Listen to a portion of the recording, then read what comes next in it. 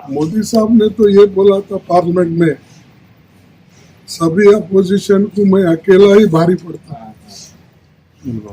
जब अकेला ही भारी पड़ता है फिर छोटे मोटे सबको लेके 30 क्यों गिन रहे। बीजेपी की सरकार बनने से रोकने के लिए बेंगलुरु में विपक्ष की कांग्रेस सहित 26 राजनीतिक दलों ने नया गठबंधन बनाया है, जिसका नाम है इंडिया। और ये कोई पहली बार नहीं है कि बीजेपी की सरकार बनने से रोकने के लिए कांग्रेस और बाकी दलों ने गठबंधन किया हो।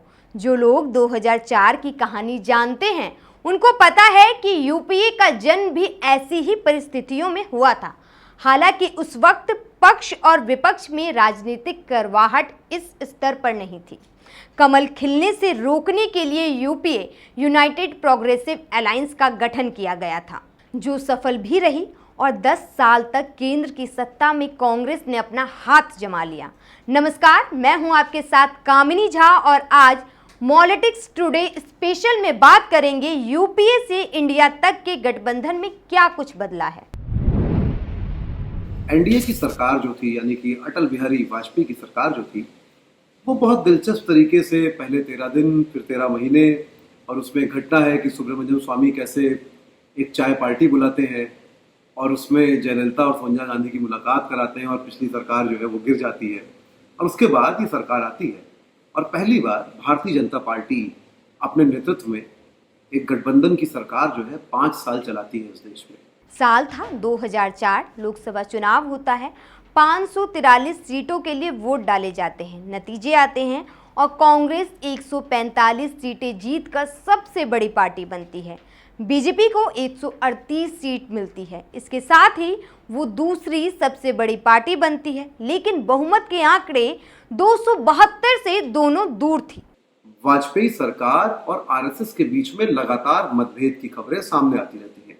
एक इंटरव्यू में, एक टेलीविजन चैनल को दिए गए इंटरव्यू में प्रधानमंत्री अटल बिहारी वाजपेयी इसकी पुष्टि भी करते हैं कि आरएसएस से उनके बहुत सारे मतभेद रहे सरकार चलाने के दौरान 5 साल में, और ये इंटरव्यू चुनाव के ठीक पहले होता है।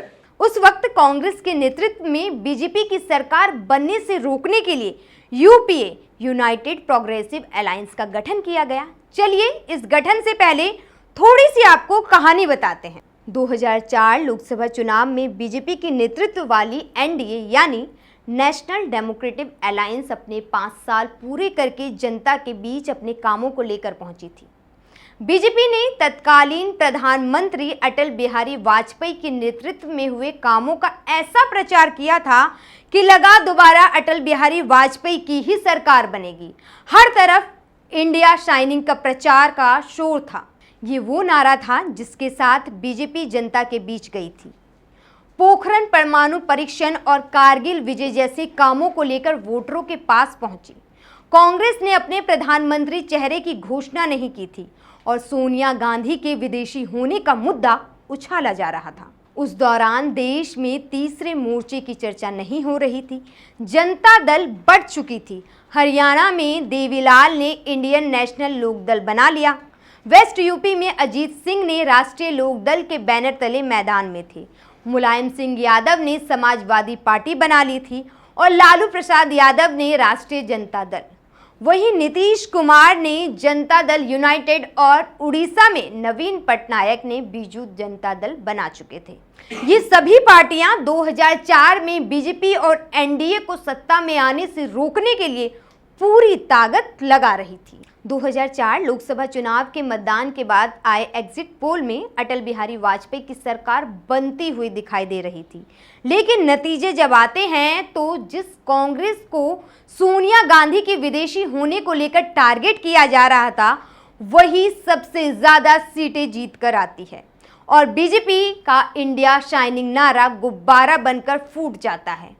सरकार बनने का दावा करने वाली अटल बिहारी वाजपेयी की पार्टी को केवल 138 सीट मिलती है। कांग्रेस बड़ी पार्टी तो बन गई, लेकिन बहुमत से वो अभी काफी दूर थी।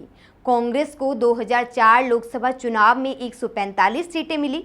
कांग्रेस को पिछले चुनाव के मुकाबले सीटें बढ़ी थी, लेकिन बहुमत से अभी काफी दूर थी। भारत उदय या शाइनिंग राइजिंग इंडिया का कैंपेन खड़ा किया जाता है और पहली बार हम देखते हैं कि टेलीविजन पे प्रोफेशनल तरीके से, कॉरपोरेट तरीके से डिजाइन किया हुआ कोई कैंपेन चलता है एक इनकम्बेंट गवर्नमेंट की तरफ से।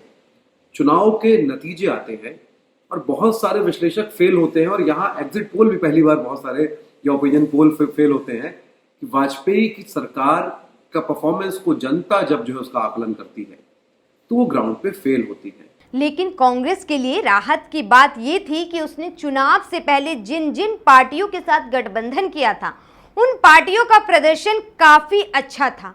RJD 24, DMK 16, NCP 9, LJP 4, PMK 6, TRS 2, JMM 5 और कई अन्यों को एक एक सीट के साथ जीत मिली थी। इन सबको मिलाकर यूपीए के पास 218 सीटें हो गई थी, लेकिन फिर भी वो बहुमत से 54 सीट दूर थी। वहीं बीजेपी के एनडीए की बात करें तो उनका टोटल 181 सीट था। ऐसे में सबकी नजरें उन दलों पर थी जो एनडीए में नहीं थी, वहीं कांग्रेस के साथ गठबंधन में भी नहीं थी, जैसे सपा, बसपा और वाम दलों। सपा को 39, बसपा को 19 और वाम दलों के पास 59 सीटें थी। अगर इन सभी दलों की सीटों को मिला लिया जाए तो होता है 114, जो बहुमत के 272 के आंकड़े को आराम से छू रही थी। वाम दलों ने यूपीए को सरकार बनाने के लिए बाहर से समर्थन दिया। इसके बाद सपा और बसपा ने भी यूपीए को बाहर से समर्थन दिया। अब यूपीए की सरकार बनी। पीएम के लिए पहली पसंद थी सोनिया गांधी, लेकिन उनके विदेशी होने का चर्चा चुनाव के दौरान काफी उठाया गया था, इसीलिए मनमोहन सिंह को पीएम बनाया गया। और इसी तरह कांग्रेस की नेतृत्व वाली यूपीए ने बीजेपी का कमल खिलने से रोक दिया और 10 सालों तक सत्ता में बनी रही। सोनिया गांधी के विदेशी मूल के होने का मुद्दा उठाकर इससे पहले शरद पवार, पीएम संगमा, तारिक अनवर अलग हो चुके थे। इन्होंने मिलकर नई पार्टी का गठन किया था जिसका नाम है नेशनल कांग्रेस पार्टी यानी एनसीपी। हालांकि एनसीपी ने 2004 में यूपीए को समर्थन दिया। अब फिर तमाम विपक्षी दलों ने बीजेपी को रोकने के लिए Indian national development exclusive alliance बनाया है। ये कि शरद पवार जो कि एक बड़े सहयोगी गठबंधन के यूपीए के अब तक रहे इतने लंबे समय से, वो वैसे मजबूत नहीं है क्योंकि उनकी पार्टी हाल ही में टूटी है, लेकिन वो वापसी करना चाह रहे हैं, लेकिन सिद्धांत से समझौता नहीं किया है। एक और मजेदार बात है कि अखिलेश यादव, जिनका कोई रिस्पॉन्स अब तक नहीं दिख रहा था, वो इस बैठक में शामिल हुए और सहमति दे दी। लेकिन सबसे दिलचस्प बात क्या है? सबसे दिलचस्प बात यह है कि इस गठबंधन में जिसका नाम इंडिया रखा गया है, उसमें लेफ्ट पार्टियां भी है एक साथ, और ममता बनर्जी यानी कि AITC, all India Trinamool Congress, वो भी इसमें शामिल हुई है। 2004 में यूपीए 15 दलों से मिलकर बना था और अब INDIA में 26 दल हैं। कांग्रेस, TMC, शिवसेना, उद्धव गुट, एनसीपी, शरद पवार गुट, CPI, CPIM, JDU, DMK, आम आदमी Party, Jharkhand Mukti Morcha, RJD, Samajwadi Party, National Conference, PDP, RLD, CPI-ML, Indian Union Muslim League, Kerala Congress M, Manithaneya Makkal Katchi, MMK, MDMK, VCK, RSP, Kerala Congress, KMDK, AIFB, अपना दल, कमेरावादी शामिल हैं। 24 के लिए 26 होने वाले राजनीतिक दलों पर ये बड़ा फिट बैठता है।